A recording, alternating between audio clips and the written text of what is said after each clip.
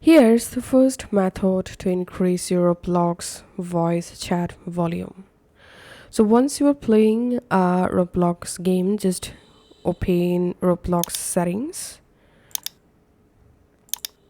Under settings, here you will find the audio section, and here you will find your Roblox volume.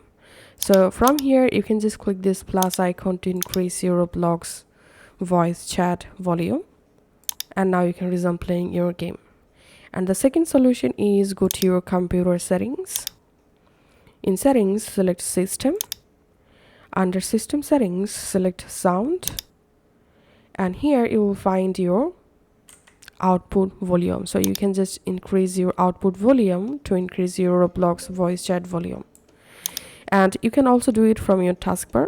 On your taskbar, click this speaker icon, and now from here you can easily increase your computer output speaker volume to increase your Roblox voice chat volume. So that's it for now. Thanks for watching.